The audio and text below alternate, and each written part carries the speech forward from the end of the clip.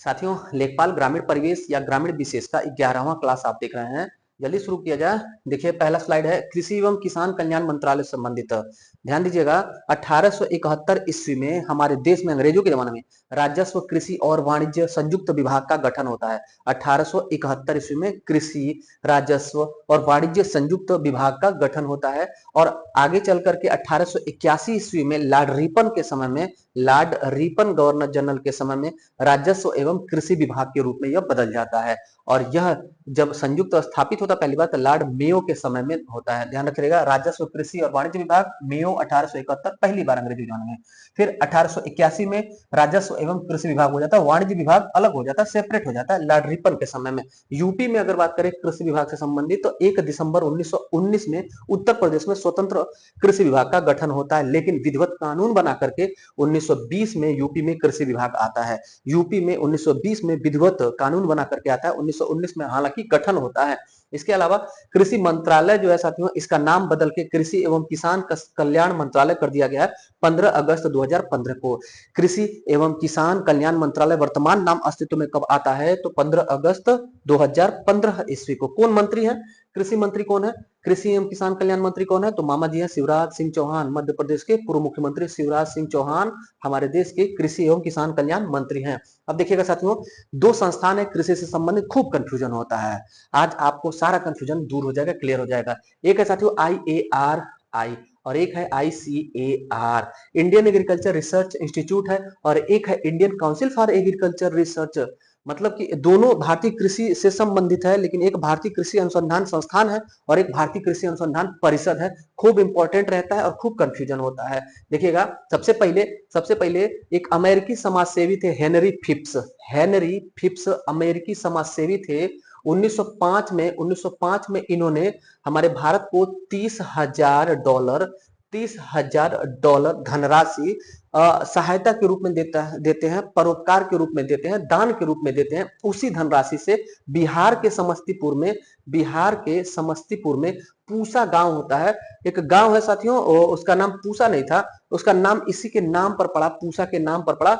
समस्तीपुर में एक गांव में साथियों एक ऑर्गेनाइजेशन, एक संस्थान स्थापित होता है जिसका नाम रखा जाता है पूसा। नाम आप सुने होंगे साथियों, पूसा संस्थान का भी नाम सुने होंगे, पूसा बोल्ड का नाम सुने होंगे, पूसा बासमती का नाम सुने होंगे। ये पूसा है क्या? ये पूसा साथियों इन्हीं हेनरी फिप्स के नाम से बना हुआ है। देखिएगा, हेनरी फिप्स में पी से हो जाएगा फिप्स, हेनरी फिप्स, और यूएसए से हो जाएगा यूएसए के जो फिप्स थे उन्हीं के नाम पर पूसा का नाम पड़ा हुआ है। इन्होंने $30,000 की धनराशि हमारे भारत को दान दिया था, जिससे 1905 में समस्तीपुर में एक कृषि विभाग का गठन होता है। 1905 में समस्तीपुर बिहार में गठन होता है। लेकिन साथियों 1934 में भूकंप से यह समस्तीपुर का जो बिल्डिंग होता है क्षतिग्रस्त हो जाता है, 1934 में भूकंप से। उसके बाद 2 साल बाद 1936 में इस बिल्डिंग को, इस मुख्यालय को, इस कार्यालय को नई दिल्ली शिफ्ट किया जाता है। 1936 से पूसा नई दिल्ली में शिफ्ट हो जाता है। और अब क्या है, वर्तमान में दिल्ली में ही साथियों 1936 से, और 1958 ईस्वी में इसे डीम्ड विश्वविद्यालय का दर्जा दे दिया जाता है।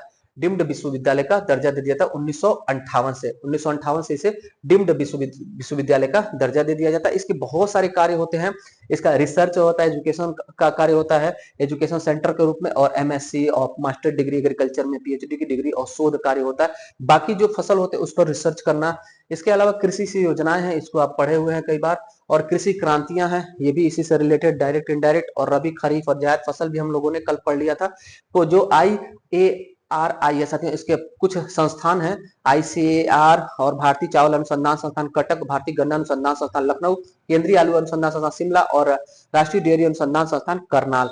ये सब IARI से संबंधित था। भारतीय कृषि अनुसंधान संस्थान पूसा से लेकर के भारतीय कृषि अनुसंधान संस्थान के रूप में यह बदल जाता है।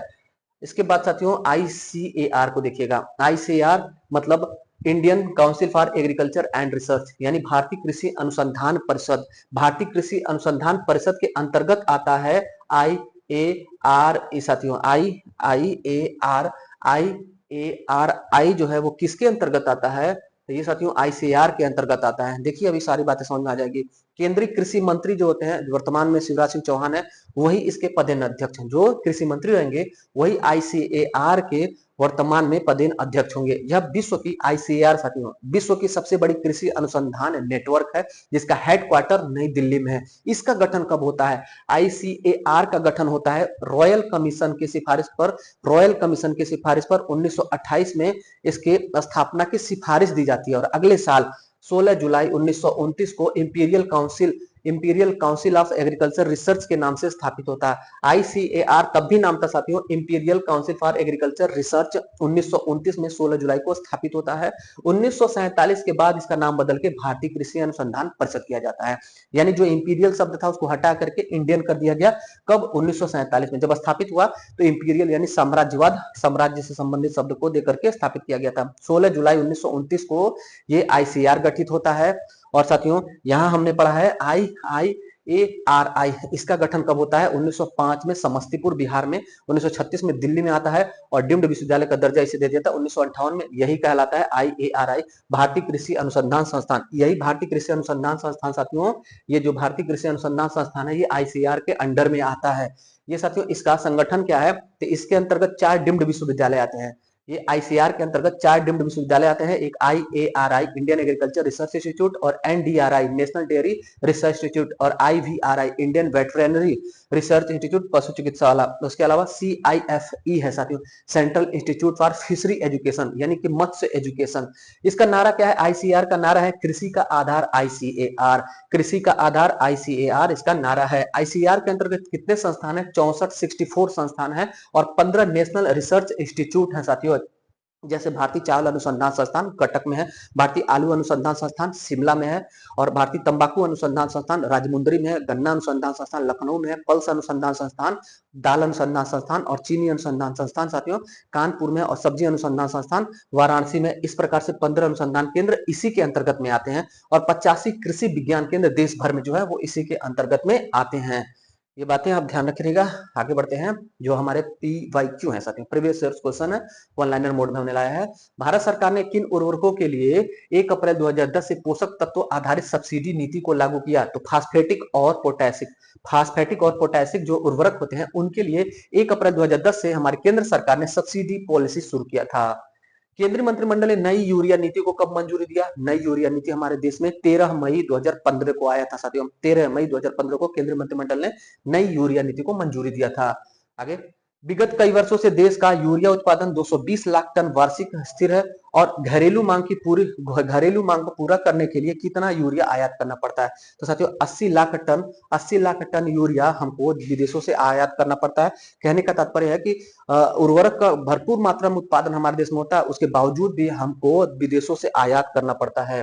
आगे देखिएगा, भारत सरकार ने उर्वरक कंपनियों को 100% नीम लेपित यूरिया का उत्पादन करने की अनुमति कब दी? तो 7 फरवरी 2015 को। 7 फरवरी 2015 ईस्वी को हमारे केंद्र सरकार ने साथियों जितने फर्टिलाइजर कंपनी है उनको 100% नीम लेपित यूरिया के उत्पादन करने की अनुमति दी है। आगे, कृषि विभाग की स्थापना को भी देखिए, ये पीवाईक्यू क्वेश्चन है और हमने शुरू में इसको पढ़ लिया था साथियों। कृषि विभाग की स्थापना हमारे देश में 1871 ईस्वी में होती है।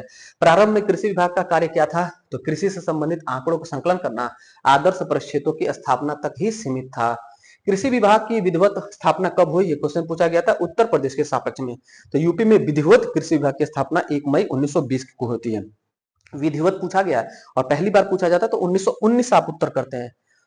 कृषि विभाग को भू अभिलेख विभाग से संबद्ध कब कर दिया गया? 1880 में लॉर्ड रिपन के समय में, लॉर्ड रिपन अंग्रेज गवर्नर जनरल समय में कृषि विभाग को भू अभिलेख विभाग से संबद्ध कर दिया गया। कृषि विभाग के तत्कालीन क्रियाकलापों में क्या शामिल है? कृषि विभाग का तत्कालीन क्रियाकलाप क्या है? तो उपज, पालन, भूमि संरक्षण, गन्ना उत्पादन, उद्यान एवं कोलोनाइजेशन संबंधी गतिविधियों का समावेशन। अब ये कोलोनाइजेशन योजना कब समाप्त होता है? 1964 में कोलोनाइजेशन योजना समाप्त होता है। गन्ना विभाग का गठन कब किया गया? तो गन्ना विभाग का गठन साथियों 1935 में हमारे यूपी में किया गया। गन्ना विभाग का गठन 1935 में उत्तर प्रदेश में किया गया। और गन्ना एक्ट कब आता है? शुगर केन एक्ट, गन्ना अधिनियम हमारे भारत में और उत्तर प्रदेश में 1953 में आता है। हमारे देश में बनता है साथियों, लेकिन लाभान्वित उत्तर प्रदेश होता है, चूंकि गन्ना और गेहूं उत्तर प्रदेश का प्रमुख फसल है साथियों। गन्ना एक्ट कब आता है? 1953 में आता है। कृषि विभाग का उत्तरदायित्व क्या है? कृषि विभाग का उत्तरदायित्व क्षेत्र विशेष की परिस्थितियों के अनुसार तकनीकी प्रसार एवं कृषि निवेश प्रबंध के माध्यम से विभिन्न फसलों की उत्पादकता एवं उत्पादन में वृद्धि करना तथा प्रदेश में कृषि विकास दर को तीव्र गति प्रदान करना। आगे, कृषि विभाग का मूल उद्देश्य क्या है? कृषि विभाग का मूल उद्देश्य है कृषि की विकास दर को गति प्रदान करने के साथ साथ फसल उत्पादन और उत्पादकता में वृद्धि करना, जिससे प्रदेश के कृषकों की आर्थिक स्थिति को सुदृढ़ करके उसके जीवन स्तर को उठाया जा सके। आगे देखिएगा, विभाग द्वारा कार्यक्रमों के नियमित संचालन के लिए क्षेत्रीय भू जलवायु परिस्थितियों के अनुसार खरीफ, रबी, जायद में कार्यक्रमों का निरूपण, नियोजन, क्रियान्वयन सुनिश्चित करने के लिए रणनीति तैयार करने एवं इसे निर्धारित सीमा में क्रियान्वित करने की कार्रवाई की जाती है। कब? तो 2016-17 में कृषि विभाग द्वारा ये सभी योजनाएं शुरू की जाती है साथियों। ये सभी योजनाएं 2016-17 में शुरू होती है, जिसके तहत खरीफ, रबी, जायद जो भी फसलें होती है उनका निरूपण किया जाता है, प्लानिंग की जाती है और क्रियान्वयन सुनिश्चित किया जाता है। यह योजना कितने जनपदों में क्रियान्वित है? तो उत्तर प्रदेश के 75 जनपद में क्रियान्वित है। इस योजना के अंतर्गत विभिन्न कृषि निवेशों पर कितने प्रतिशत तक का अनुदान है? तो 50% अनुदान है। 50% अनुदान है राज्य सरकार का। अगला, वर्ष 2016-17 में RAD के अंतर्गत कितने हेक्टेयर भूमि का सुधार कर आय वर्धक कृषि पद्धतियों का कार्यक्रम चलाया गया? तो हमारे प्रदेश में साथियों, उत्तर प्रदेश में हमारे 2014-15 में कार्यक्रम चलाया जाता है, जिसका नाम है साथियों आय वर्धक कृषि पद्धति। तो ये 5846 हेक्टेयर भूमि के लिए चलाया जाता है। आगे, रेनफेड एरिया डेवलपमेंट कार्यक्रम का मुख्य उद्देश्य क्या है? तो इसका उद्देश्य है वर्षा आधारित क्षेत्रों में उपयुक्त जो कृषि पद्धतियां होती है उसको अपनाना और टिकाऊ उत्पादकता प्राप्त कर इन क्षेत्रों में कृषकों की आर्थिक स्थिति को सुधारना। इसके बाद है परंपरागत कृषि विकास योजना का क्या उद्देश्य है? परंपरागत कृषि विकास योजना 2015 में शुरू होता है। इसका उद्देश्य है रसायन और पेस्टिसाइड युक्त कृषि उत्पादों का उत्पादन तथा कृषकों की आर्थिक स्थिति को सुधारना, आर्थिक स्तर को सुधारना है। आगे, मृदा स्वास्थ्य कार्ड क्या है? तो मृदा स्वास्थ्य कार्ड सबसे पहले ध्यान रखिएगा 19 फरवरी 2015 को हमारे देश में शुरू होता है मृदा स्वास्थ्य कार्ड, जिससे हमारे भूमि, हमारे मिट्टी, हमारे खेतों की मृदा की जो क्वालिटी है उसमें पोषक पदार्थों की जांच निःशुल्क की जाती है। इसके लिए शुरू किया गया 19 फरवरी 2015 को मृदा स्वास्थ्य कार्ड योजना। मृदा स्वास्थ्य कार्ड योजना के अंतर्गत चयनित क्षेत्र ग्राम पंचायत या राजस्व ग्रामों से ग्रिड के आधार पर नमूने प्राप्त कर निःशुल्क मृदा परीक्षण कराकर समस्त कृषकों को मृदा स्वास्थ्य कार्ड उपलब्ध कराया जाना। आगे, नेशनल फूड सिक्योरिटी मिशन का उद्देश्य क्या है? इस मिशन का उद्देश्य प्रदेश में खाद्य सुरक्षा के दृष्टिगत क्षेत्रफल तथा उत्पादकता वृद्धि को टिकाऊ बनाते हुए खाद्यान्न उत्पादन में वृद्धि करना, भूमि की उर्वरकता तथा उत्पादकता को बढ़ाना, कृषि प्रशिक्षकों के स्तर पर लाभकारी परिदृश्य स्थापित करना। आगे देखिएगा, राष्ट्रीय कृषि विकास योजना का मुख्य उद्देश्य क्या है? इस योजना का मुख्य उद्देश्य कृषि एवं संवर्गीय क्षेत्रों में उपलब्ध संसाधन के आधार पर जिला स्तर, राज्य स्तर पर कृषि विभाग की योजनाओं को तैयार कर महत्वपूर्ण फसलों की उत्पादन क्षमता और उसकी वास्तविक उपज के अंतर को कम करके किसानों की आय में वृद्धि करना। आगे, कृषि उद्यमता को विकसित करने की दिशा में क्रियान्वित की जा रही यह योजना कब शुरू हुई? तो राष्ट्रीय कृषि विकास योजना की शुरुआत होती है 2015-16 ईस्वी में। उत्तर प्रदेश में कार्यशील जनसंख्या के कितने प्रतिशत कृषि क्षेत्र से जुड़े हुए हैं? तो 59.3% लगभग साथियों। 59% से अब कम हो गया, ये 2-3 साल पूर्व का डाटा है। तो आप लगभग 59% यानी 58 है साथियों। लगभग 59% उत्तर प्रदेश में प्रत्यक्ष या अप्रत्यक्ष रूप से लोग कृषि से जुड़े हुए हैं। आगे, उत्तर प्रदेश को कितने कृषि जलवायु क्षेत्रों में बांटा गया या पूछा जाता है सस्य जलवायु क्षेत्र। यूपी को 9 सस्य जलवायु क्षेत्र या कृषि जलवायु क्षेत्र में बांटा गया है। उत्तर प्रदेश में चावल की अपेक्षा किस अनाज की खेती अधिक क्षेत्रों पर होती है? तो गेहूं। उत्तर प्रदेश गेहूं और गन्ना वाला बेल्ट है। उत्तर प्रदेश गेहूं और गन्ना का मुख्य उत्पादक है और चावल का मुख्य उत्पादक वेस्ट बंगाल है। लेकिन चावल और गेहूं का प्रति हेक्टेयर उत्पादकता सर्वाधिक कहां होती है? तो पंजाब में होती है। फसल चक्र अपनाने से मुख्य लाभ क्या है? फसल चक्र यानी मतलब फसल चक्र होता है साथियों, कभी आप धान लगा लिए, कभी गेहूं लगा लिए, कभी गन्ना लगा लिए, कभी मक्का लगा लिए, कभी तिलहन लगा लिए, बदल बदल के खेती करने को फसल चक्र कहते हैं। बदल बदल के खेती करने से उर्वरा शक्ति जो होती है, जो फर्टिलाइजर कैपेसिटी होती है मिट्टी की, वो बढ़ती है साथियों और उर्वरा शक्ति को कम से कम हानि होता है, कम से कम कम नुकसान होता है। आप लगातार अपने खेत में साथियों नील की खेती करिए ना, लगातार नील की खेती करिए, आपकी जमीन की जो उर्वरा शक्ति है वो समाप्त हो जाएगी। या किसी एक फसल को पकड़ के लगातार उसी की खेती करिए, तब भी आपके मिट्टी के पोषक पदार्थ कमजोर हो जाएंगे और उर्वरा शक्ति कमजोर हो जाएगी। इसीलिए फसल चक्र अपनाया जाता है कि उर्वरा शक्ति कम से कम नुकसान हो। उत्तर प्रदेश की प्रमुख फसल क्या है? तो गेहूं उत्तर प्रदेश की प्रमुख फसल है। नगदी फसल उत्तर प्रदेश की क्या है? तो गन्ना नगदी फसल है उत्तर प्रदेश की। गन्ना अनुसंधान संस्थान कहां पर है? तो लखनऊ में है। और गन्ना से बना दिया जाएगा चीनी, तो इसका अनुसंधान संस्थान कहां पर है? तो कानपुर में है। और चीनी का भाई होता है दाल, दाल अनुसंधान संस्थान कहां है? ये भी कानपुर में है। दाल चीनी अलग अलग, दाल और चीनी, दाल चीनी अनुसंधान संस्थान कानपुर में स्थित है।